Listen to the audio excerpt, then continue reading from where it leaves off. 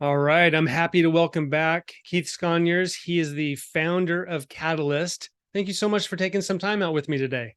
Yeah, absolutely. Thanks for having me.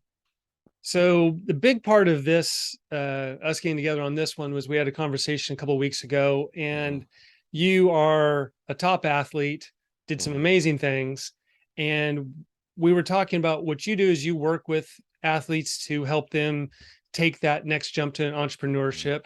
And hmm I was talking about how there's a lot of people I talk to who, given a choice, they would pick an athlete over a typical person because hmm they know that athletes understand what hard work is. hmm Athletes understand about being coached hmm and Yeah. that they don't expect immediate gratification. They know it takes work to get good.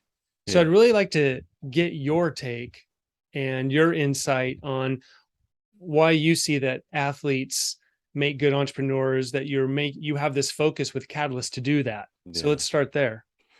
Yeah, absolutely. And thanks for pumping me up as like a top athlete. I wouldn't say I wouldn't say I'm like the top. I'd say LeBron and Mike and Kobe are like at my top on the Mount, Rushmores or whatnot of like and Tim and Tom Brady. I was about to call him Tim, which shows how much I know about football. Tim Brady. But but yeah, I would say that, athletes in general come with certain things that I think everyone has an opportunity to show up with as it relates to real estate or any other business. And that is, the coachable mindset, the work ethic that it takes to achieve something great.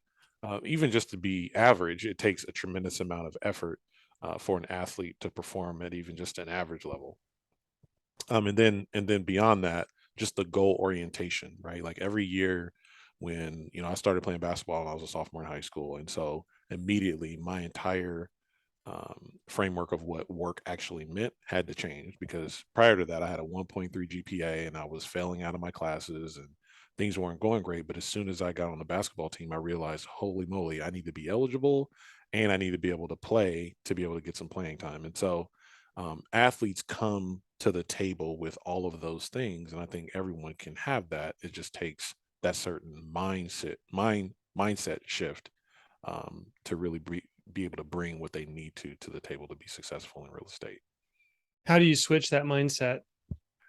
Oh gosh, I think that it takes first and foremost reflecting on what do you really want specifically, not you know you know we live in a world today where like our why is like the topic of the hour, right? And we're so motivated just from talking about what our reasons for doing things are, like whether it be parenting like our kids or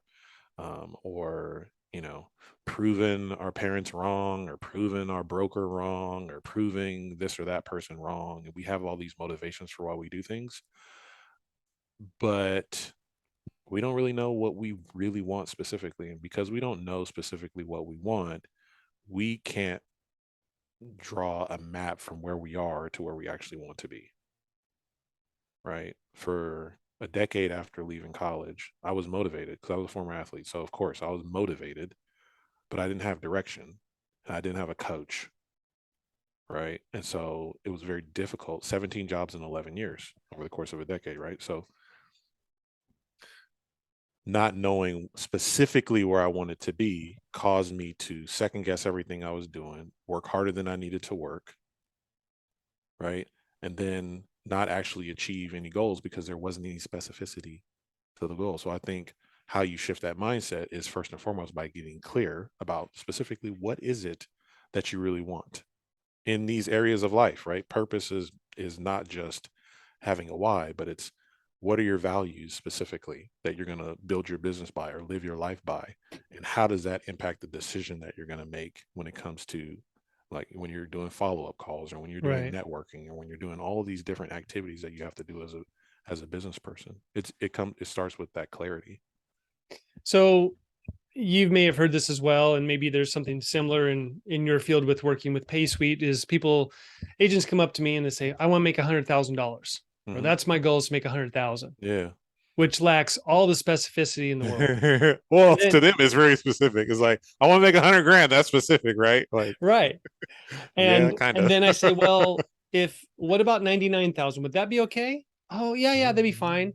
I've taken people down to $53,000 Right. and then saying, well, no, no, that's not enough. Yeah. And so in that situation, how would you approach someone who says a number? Because if it's a round number, they're just pulling it out of the air. It doesn't have meaning. So how Mhm. would you pull someone into that meaning?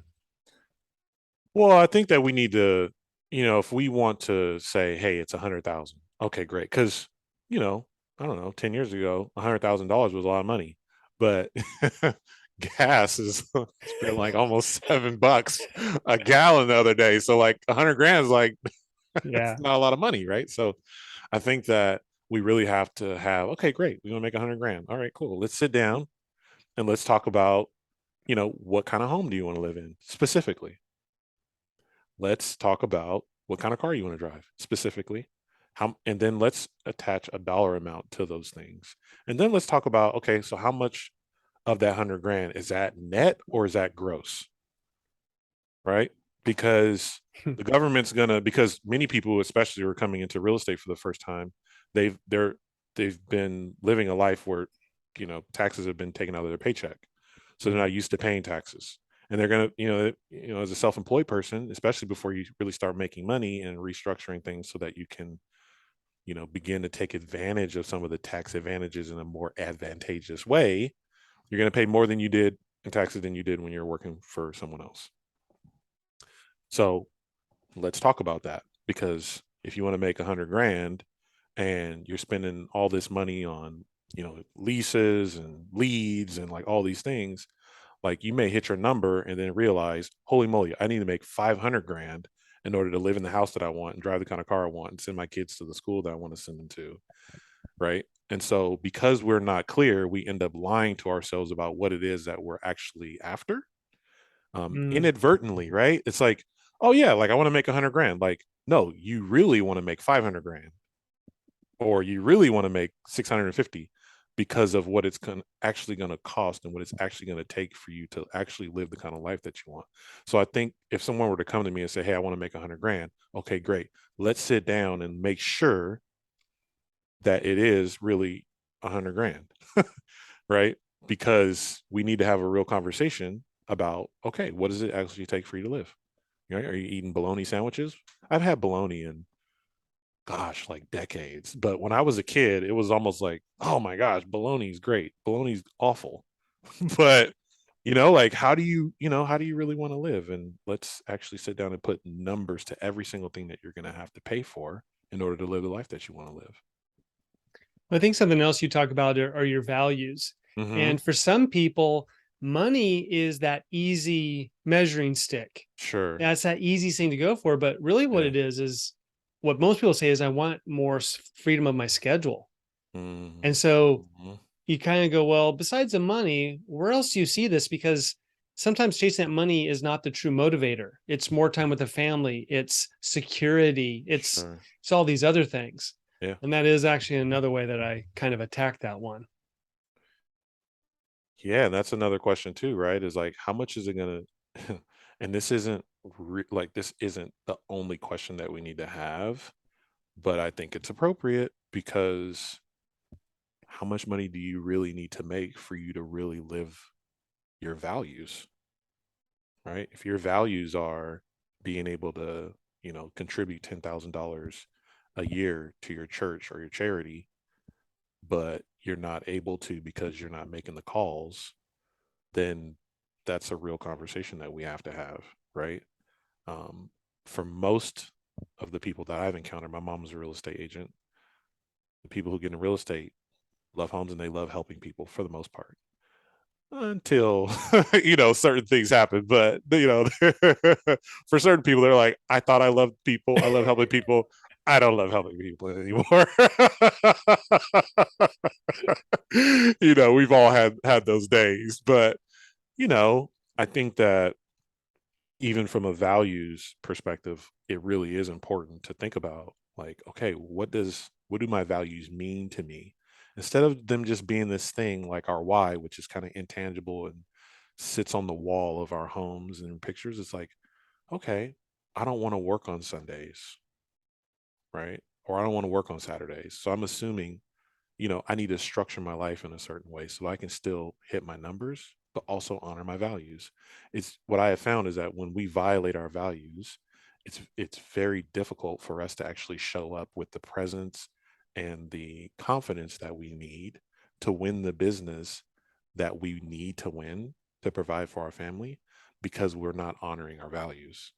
When we stand on what our actual values are and build rules around how we're going to operate around them, then we honor ourselves, we connect with ourselves, we love ourselves, we get the acknowledgement from kind of that self-respect, and then we don't place those demands as much on other people, and therefore we're more attractive and people want to do business with us because we're not showing up needy to that relationship, right? So what I have found is just by honoring ourselves and living our own values, it really opens us up to really have the right kind of like business relationships with people. And that just becomes this era of expectancy, right? Like I'm honoring myself, I'm honoring my values. People are honoring me, honoring my values. I'm doing business, I'm honoring myself and all that. And that's a really powerful place to operate from. I don't think a lot of people really look at their values in a set way. Like, I don't think a lot of people sit down and go, "Here are my values." They just know I Yeah. don't steal from babies, I don't kick puppies, I don't. Yeah. They Right. they just kind of know I just don't do this or whatever. And they don't think about that. Yeah. So, when you're coaching someone and you take them through this, how do you help them really be specific? 'Cause Hmm. specificity matters. How do you help Hmm. help them be specific about understanding what their values are? Well, one way I do this is by really unpacking some of the experiences that we've had in our Mm. life, right? For me, when I was a sixth grader, my dad had been gone. My dad battles some mental health and addiction issues and stuff like that when I was a kid growing up. He was gone for several days at a time during this one event, and several days I still went to school. So responsibility is a core value of mine from something that for most people it was traumatic for me at the time. I thought my dad was gone, right? Forever. I still went to school. And so for me, responsibility is my core value. And so how do I live that then? Well, when, in my time of running Pay Suite, when a customer really needed help with something and I was in a position to help them, I followed through on it. My employer, uh, prior to working for starting PaySuite, I worked for another employer in the same space. They shipped a terminal to Bend. I live in Portland. They shipped a terminal to Bend and it took his network down. He couldn't take credit cards. So what did I do? I didn't have any connections there. So I drove there, at the drop of a dime to go help him because he really needed help. Um, that to me, that was living my core values in times where it was a really tough decision. I would lean in on, okay, so what do I do in this particular time? Integrity is important to me. Responsibility is important to me. I'm gonna get in the car. I'm gonna go help my client. I love that. What do you feel is the difference between motivation and discipline? Uh, Motivation is, I would say, motivation is a feeling, right? Discipline is is an action, right? So discipline is doing what I heard this. I heard this on a talk some time ago. And it was like character is is doing what you say you're going to do long after the feeling in which you made that decision has faded, right? Yeah. I think discipline to me is understanding what your purpose is. Because if you understand your purpose, you're going to do what you need to do regardless of how you feel, right? motivation is just something that I don't think that we can count on, because it's going to come and go. You're not always going to feel like it, right? You're just not, right? And I think that if we understood that we're not going to feel like it, and we stopped relying on our, these things that are like our why, or like, and I don't mean to say a why is not important, but I think it's not enough. I It's a think starting that point, right? it's a starting point, right? It's like, yeah, it's like, okay, yeah, I'm motivated, or whatnot. Like, that's great, but you don't need to be motivated. you know, you don't. Like, you just need to be an adult sometimes, and you just need to get stuff done. Like, you just can't, like, you're not always going to feel like it. But in taking the action that you need to take, regardless of how you feel about it, you'll become motivated. Right? Because Yeah, there's something that I came across recently, which is that whatever, motivation is a word thrown around that people kind of have a different definition for, but motivation follows action. You go do something, then you're motivated to do it more because you saw that you could do it. And this starting is the hardest part. So doing it first, and then motivation comes, whatever that feeling is that some people talk about. Kind of how I see it is, motivation is like that fire starter that you throw on the barbecue. Yeah. And then, yeah, it's good to start things, but you're not going to cook food off the lighter fluid. Right. You need Yeah. the other thing, which is the discipline and the habits and all those other things to keep it going. Sure, use motivation. Someone makes you angry, then you get motivated to run a little bit harder, do something more. Playing basketball and someone fouls you, doesn't get called, you play a little harder to get that little bit of fire. It's the igniter sometimes, and I completely understand that. But you have to have something beyond that to sustain it. Yeah, I've also found that, if we're being honest, like, when we find ourselves not being motivated, it's almost like we're just not being honest. Right? It's like 95% of people at the age of 65 are either no longer with us, or they're reliant on the government or their family to get by. I mean, that's a lot of people. Yeah. And so sometimes I have to ask myself, it's like, you don't feel like doing what? Like, are you gonna feel like, you know, relying on the government or some relative, or being in a destitute situation when you can no longer do anything about it? Like that's a real sense of reality that we need to tap into sometimes, if we're not feeling like doing what we really know that we need to do. Something hit me in the last couple of weeks, which is talking about those values, is that for some people, a lot of agents are scared to make the calls. Yeah. And there's some things that we want them to do. And I was really thinking about this because I think it was happened last week at the EXP convention, with leaders talking about stuff, and, get over it, just do it, whatever. But what it really comes down to is it is their values. Some people, their value is not to put other people behind them. They're not going to put themselves first. Yeah. They're not going to bother, is the easiest word I can come up with at the moment, but I'm not going to annoy you so that I can get more. Yeah. So that's their value. And when you tell someone, just go do it, just make the call, whatever, here's the list, just make this call. And this is kind of goes back to, people don't really think about what their values are. They just go, I don't want to do it. I don't know why, but it feels wrong. And when something feels wrong, I feel that's usually up against our values.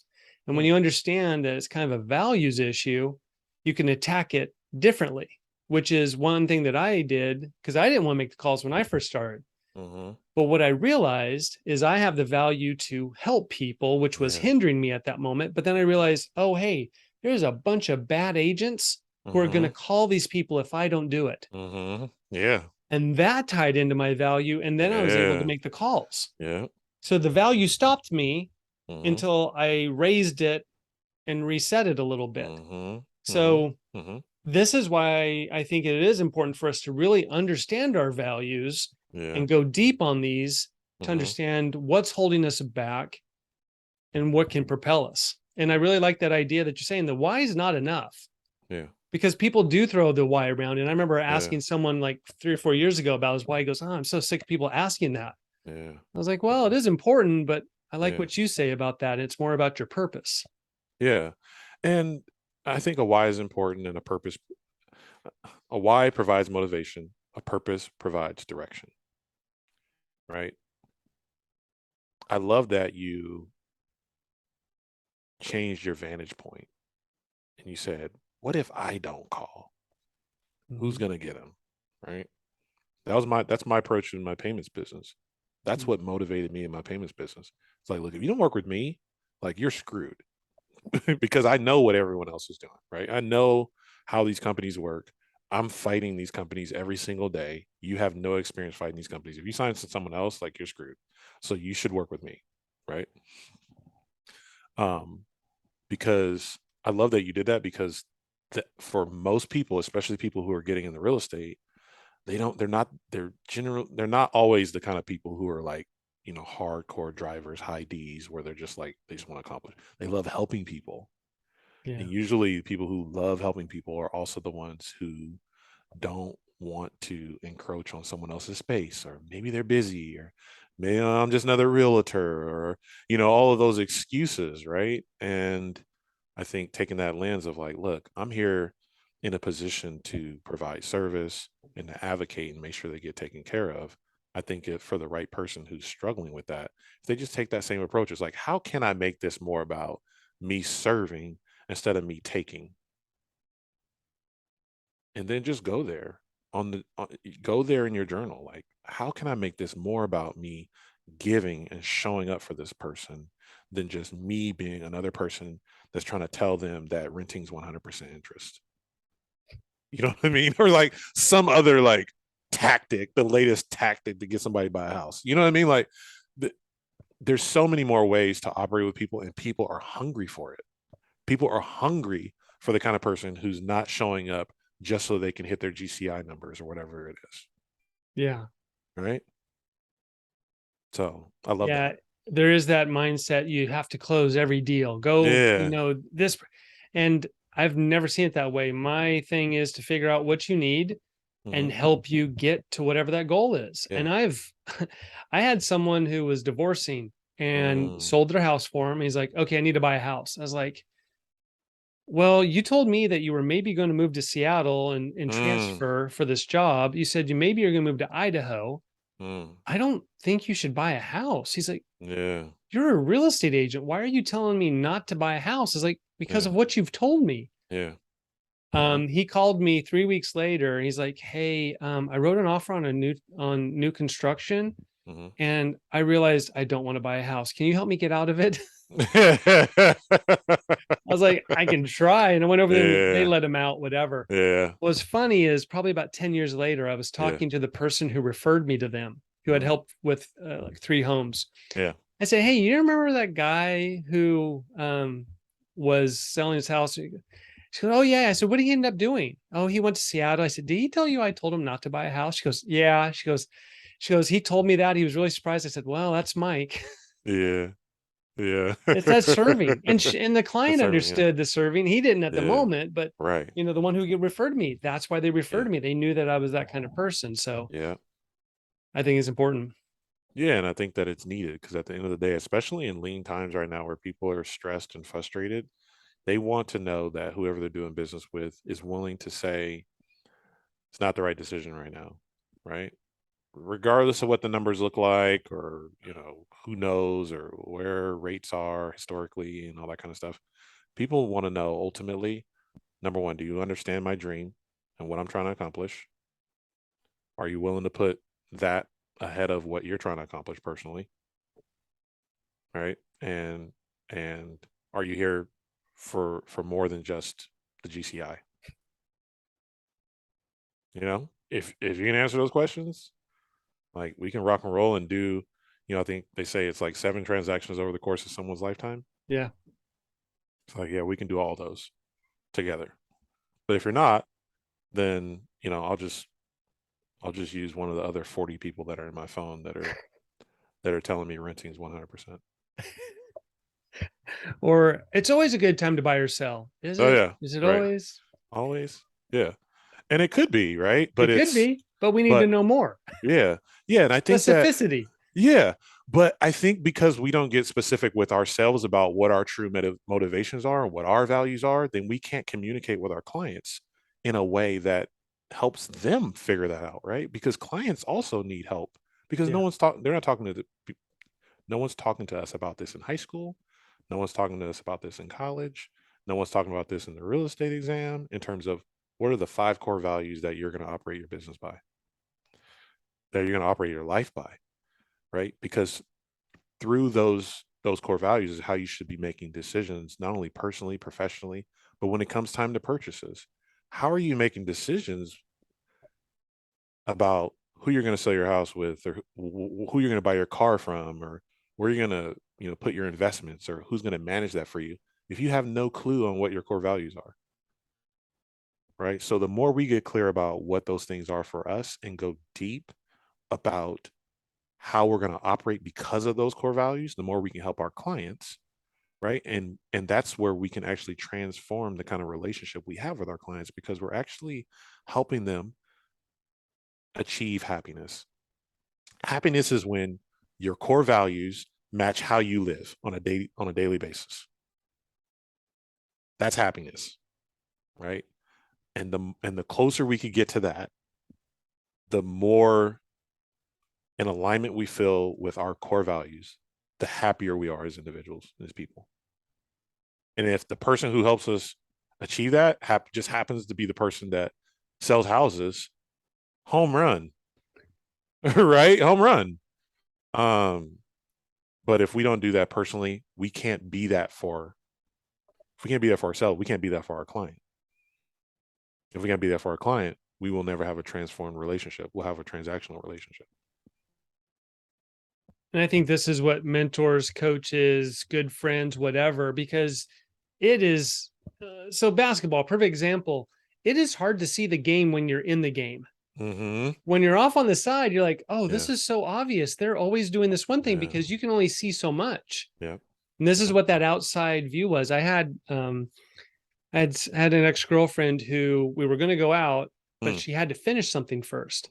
Mm-hmm. And she's an architect, and she's like, I can't figure out this thing. I'm doing this whatever. And in my head I was like, well, why don't you just do this one little thing? I'm like, I'm not an architect, I'm not even opening my mouth, that's rude, I'm not Mm-hmm. professional. Yeah. Talked to her like 3 or 4 hours later, she goes, okay, I'm finally done. All I had to do was do this thing. I was like, oh my god, that's what I thought. And it wasn't Mm. that I'm an architectural genius, Yeah. it's I was outside of the problem. Yeah. And Mm-hmm. she was looking and making it more complicated, which is what we Yeah. usually do. Yeah. But someone from the outside just has this bird's eye view that makes things sometimes a little Mm-hmm. simpler, and they Mm-hmm. can see things like that thing about me figuring out a different way to switch my thinking. Mm. I'm lucky I came across that, and I didn't Mm-hmm. just say, well, I just don't do this Mm. and I can't find any other way. And then there's Mm-hmm. plenty of times where it's taken me years to figure things out because I didn't have someone to Yeah. support me. But you're right, it's that diving deep to get you to uncover more than you ever have. There's a thing called motivational interviewing. Mm-hmm. And so I have these 6 question script to Mm. go through that. Yeah. And it helps clients, it helps real estate clients, whoever, to think deeper than they've ever thought about these issues, Yeah.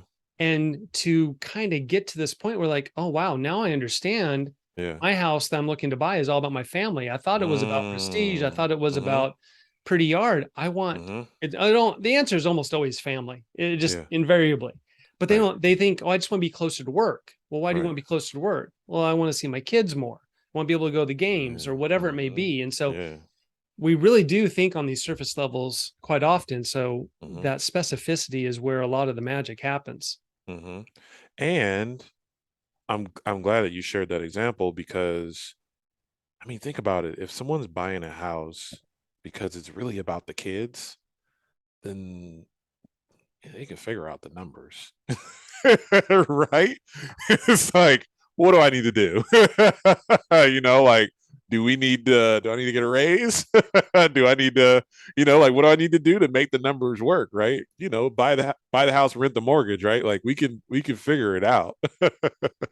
um, but if you know that, then you're on like you're almost on another level with your client because it's not about, the scarcity, right? Like, oh, I want to get in now because, rates are going to go up even more, or it's about the kids, right? Like we're committed to buying a house because we want to do something specific for our kids or provide an environment for our kids. So yeah, I love that example. Do you follow MMA at all? MMA? Yeah. No, I don't. So there's this one guy. His name is Roy Nelson. Mm, He's a heavyweight fighter who's mhm, got a huge beer belly on him, mm, and he's a really good fighter, but he wouldn't lose the weight to get down to a weight class mm, that actually made sense for him. mhm, From the stories I heard, he really didn't have a coach. mm, He did a lot of his own working out in his backyard, mhm. and like this can't be the whole story, but it's he was a fantastic fighter and did really well, but Yeah, he was seemingly this, and there may be more to the story, but from what I'm hearing, uncoachable. yeah, And I always thought, well, what if he got with a camp? What if he yeah. got here, there? What if he had the right people in his ear? Mhm. Have you ever seen someone who was quote unquote uncoachable succeed at a high level? No, not at the highest level. I mean, I was an example. I think, it's like I played 2.5 years in high school for a couple different coaches. My second coach really wasn't like a true head coach. He kind of got placed there because of kind of the timing of when the last coach had departed. Um, and I would say, even to a degree, when I got to college, like I can't say that I trusted my coaches on a deep level, and so I wouldn't say that I was the most coachable Mm, athlete, right, at the Division 1 level. Part due to, lack of trust, because of how mm, things were handled there. And then also some of it just because I knew I was young and I was still developing and I didn't want to be told what I couldn't do because I mean, statistically, I wasn't even supposed to be there anyway. Right. So, like, my hard work helped get me to where I was. And, from an athletic perspective, I'd never been on a court with anybody who I couldn't match athletically. But because I wasn't coached and because I wasn't going deep on the specificity of what I was trying to accomplish, I wasn't as coachable as I needed to be. And so, therefore, I didn't play as much as I wanted to play. mm, So yeah, even in my own story, I would say that I lacked some coachability in at the collegiate and even some of in the high school level as well. And so I didn't reach my potential as an athlete, which is what drove me to start Catalyst because I know that there's millions of people out there who also, especially athletes who know that they have more in the tank, but they didn't do everything that they could have done in the first half of the game, and they want to make sure that they don't leave any stone unturned in the second half of the game. mm. Wow. How do you break through to those people that how did you break through? Just is that realizing of what you missed out on? How'd you get Well, that I've clarity?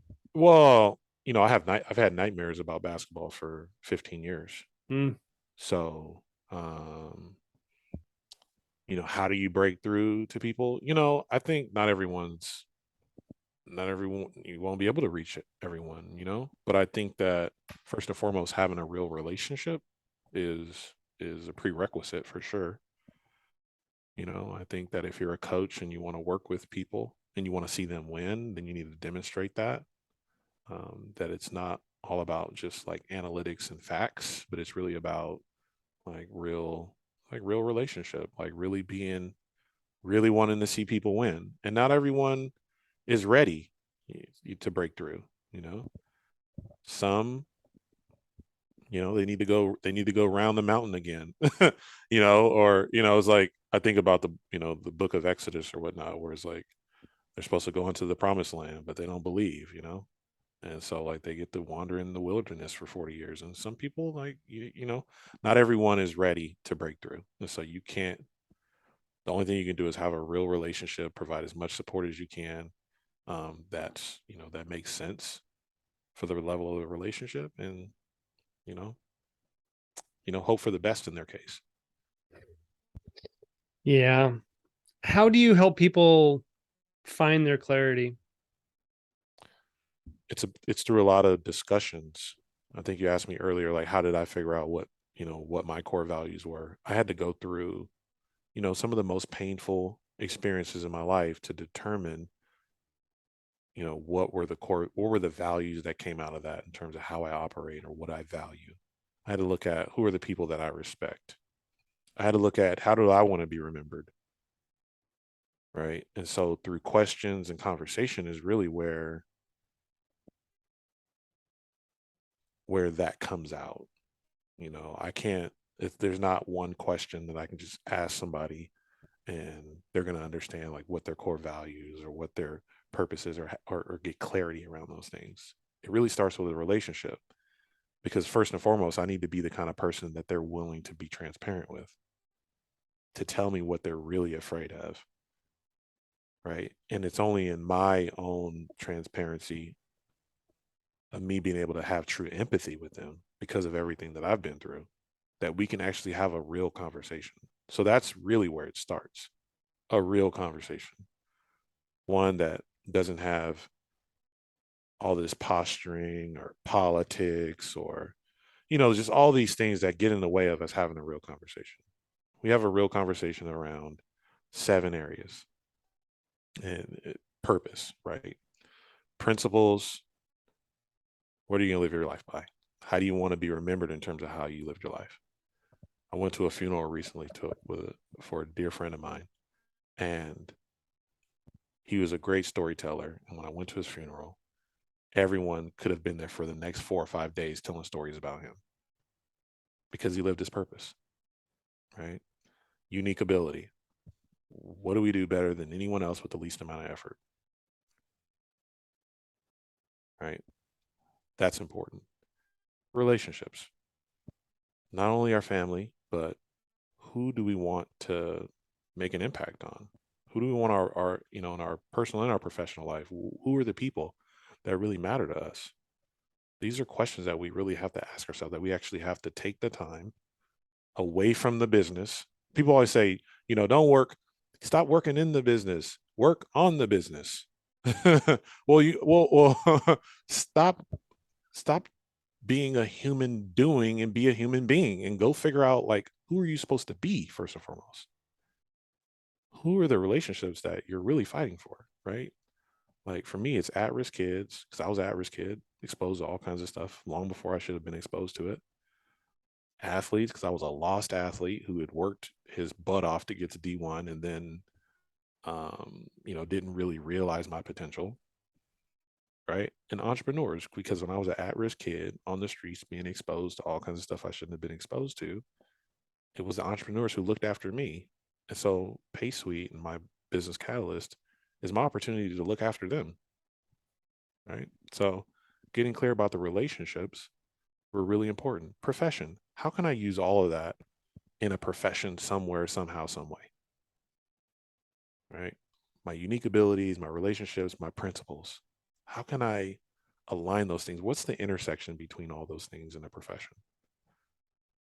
Is it real estate? Is it insurance? Is it financial advising? Is it being a teacher? Is it being a basketball coach? Is it being running a nonprofit?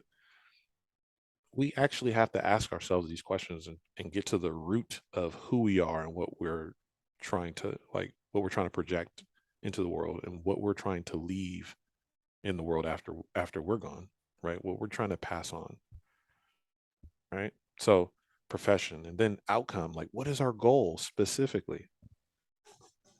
And it's not just money, right? It's all the domains of life. It's like spirituality, mental, physical health. Last night I was up at 3 o'clock in the morning because I had a rib out, because I've been like lifting weights and I haven't been stretching enough. And I literally felt like I've been stabbed with like Gandalf staff. It's like, gosh, but what are the outcomes, right? Like, what are the specific outcomes, in all the areas of life? Spiritually, your relationship, like all those things. Like, what are the goals? If we don't have specific goals, then it's very difficult to keep ourselves accountable, right? It's very difficult to measure. It's very easy to understand our why and go week to week and day to day and just not really accomplish anything, you know? So that's important, the outcome. S is for story. Like when it's time for us to transition into our next phase of life, like what do we want people to say about us? Do we want people to say that, oh my gosh, he sold so much real estate?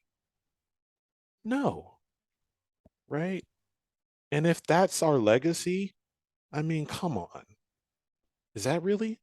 Is it, oh my gosh, he had the lowest credit card processing rates or whatever, right? Like, no, like that can't be, we can't invest all of our time 10, 20, 30, 40, 50, 60 years and have the only testament be like, what is our work, right? That we did. So, what do we want people to say about us?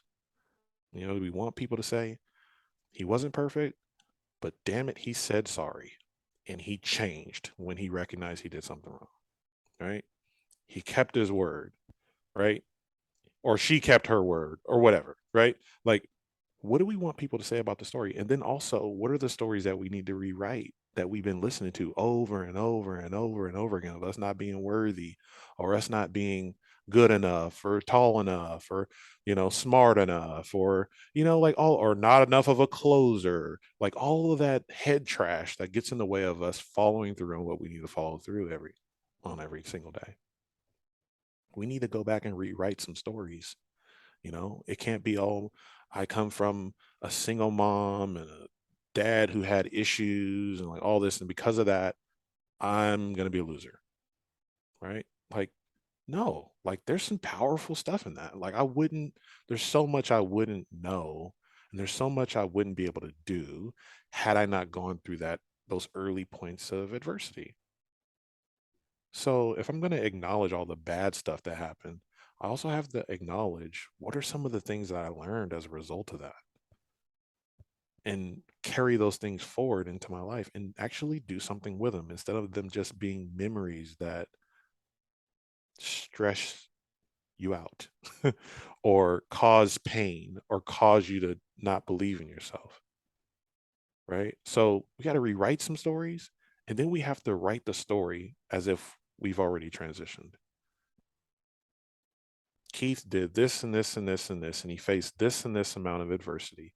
And in the end, here's how it all worked out. Like, why wouldn't we write our own story? And then the next day step into doing our best to live up to the story that we wrote about ourselves. And then E is for effort, because it doesn't matter what profession you're in. It doesn't matter what you want to accomplish. Anything that's worth achieving is going to take effort, right? It's going to take staying up a little extra late to get that paperwork done, or to, you know, watch the Tom Ferry video or the Mike Roaring podcast. You know what I mean? Like, you have to put in the extra time to become the kind of professional that you want to be. Because how are you going to look at your clients in the eye and say, I'm the best realtor for you, when you're not putting in the extra hour that you need to put in, that the professionals that are making great money are putting in? When you say, well, I'll start doing that. No, you actually have to be the thing before you become the thing, right? In terms of like, you have to arrive there mentally and physically before it becomes a reality, right? You want to make 100 grand a year, or 500 grand a year, $1 million a year. You do all this stuff that the person that's already making 100 grand or 500 grand a year or $1 million a year are doing. So it's going to take effort. It's going to take change. And I believe that if you can focus in those 7 different areas and really get to understand yourself and ask yourself the really tough questions, then I think that is where you find the clarity, is in doing the work. But it's not going to be easy. It's not going to be a weekend workshop. It's not going to be some podcast. It's just like, I think we expect to have this great outcome, or we're waiting on the solution where we could become successful without doing the stuff that it takes to become successful. And it's going to take getting very specific so that you can get clear on like who you are, what you want, and how to get it. And you just have to understand that it's going to take work, but the work is worth it, because that is how you differentiate yourself in the marketplace. Well, this brings us full circle to the beginning of this, which was that athletes understand there's not necessarily a quick fix. You have to put the work in, which is why athletes quite often have athletes and people who've gone through adversity because they've hit the depths, crawled out. And I think the people who just like, oh, I want it today, I want it now, whatever. And this is the hardest part for them. Let's kind of walk back into the story part and that you said it exactly. I'm not good enough. I'm not tall enough. I'm not pretty enough. I'm not young enough. I'm not old enough. I'm not experienced. Whatever it is you may say, you've went through a lot of tough things. You've had your ups and downs. And I think I read in one of your blog posts that you went and hid away for 3 months when everything was going sideways. Yeah. How, and I think we may have talked about this in the last podcast, but how did you specifically, on all those downs, get back up and not just say, well, this is the way it is. I'm stuck here. I'm down for the count. I've been down all these other times. I'm not supposed to rise up. What was it for you that didn't allow that story to stick? Well, the story was already written. Right? I already decided how I wanted the story to end. So I knew that I didn't want the story to end like that.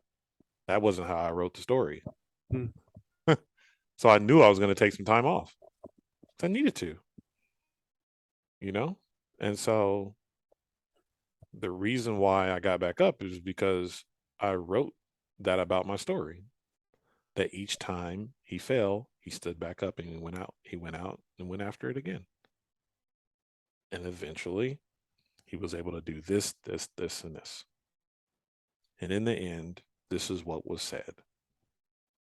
I think the commonality that we have between people who are athletes and people who aren't is that we don't know the value of what we bring to the table without all those other things. The sports championships, the status, the cars, the money, all those things. And I think that in understanding like just the power of your story and the fact that you're still here today and all the challenges that you went through as a kid and all the challenges you went through in high school and in college or whether you did or you didn't, and the things that you broke through is such a gift that you could give and pass on to someone else who's struggling through it. So many people don't share parts of their story with others because they don't want to be vulnerable, but it's the most powerful thing we can do is to break through our own adversity and then be there for someone else. That's why, I grew up going to AA and NA meetings, keep coming back. It works if you work it, so work it because you're worth it. I might not even have the mindset that keep coming back. It works if you work it, so work it because you're worth it. Right? Like that's an athlete mindset. Right? That's an NAAA mindset. And it was in those AA and NA meetings is where I experienced people like supporting one another and being like, you can do it. Like I've been sober 10 days. I've been sober for 10 months. I've been sober for 10 years.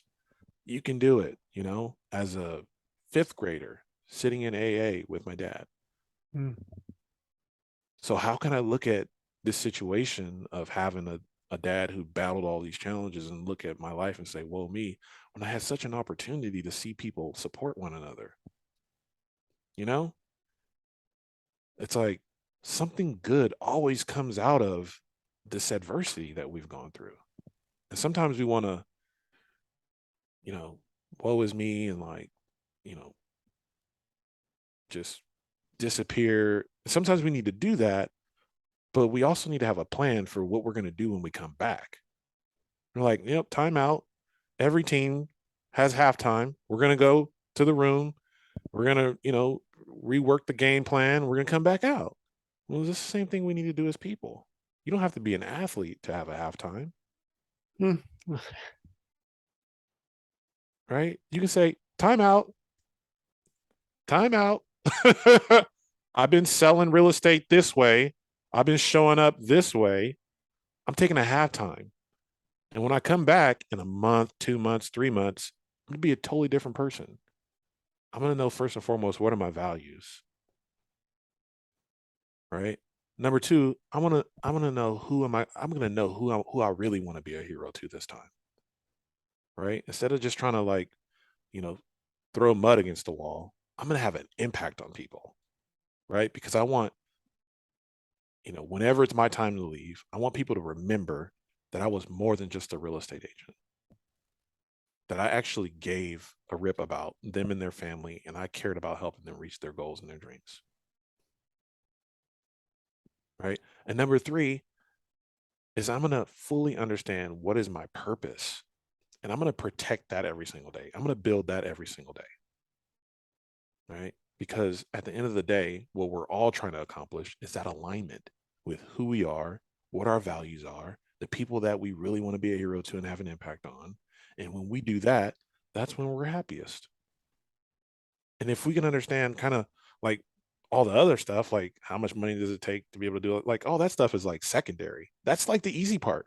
The hard part is the first part, is figuring out the values and how they apply to how we live every single day. The other piece you kind of remind me of is the athletes are not afraid of failure. They understand that failure is part of the process. You're not going to win every game. You're not going to be perfect during every game. There's going to be ups and downs in that. And that's one of the things that in real estate, like when, all the stuff you've done with PaySuite, you've got to go and talk to hundreds and thousands of businesses to get Yeah. clients, right? Yeah. Do you call it rejection when someone says they don't want to use your services? I don't know what I call it. All I know is that I didn't make any more money when they said no. so That's all so it is. right. But I want to say is that you say athletes don't fear rejection, and I say that we do, but we're so afraid of failing. I think that's what you said. Like Yeah. we don't fear They're failure. not destroyed by failure is kind of where I was going We at. may not be destroyed by it, but we are deathly Sure. afraid of failure, which is why we work so hard. Right. Right. Sometimes we come from a posture as people, individuals, is like, I'm afraid, so I'm not making the call. Right. Well, being afraid is actually what's going to make you fail. Truly fail, because you're going to fail out of the business. You're going to go back to the corporate world or whatever you were doing before, right? Being truly afraid to fail is calling as many people as you can and building as many relationships as you can and getting really clear about why you're doing real estate, so that when those tough times hit, because they are going to come, you don't wash out and go back to working at Safeway or something, right? I'm deathly afraid of going back to corporate, which is why I work so hard. Right? I'm deathly afraid of not being able to pay my bills, which is why I work so hard, which is why I study so hard, which is why I put in extra hours, which is why I go the extra mile for clients. So like it's all about using those emotions to our advantage instead of our disadvantage.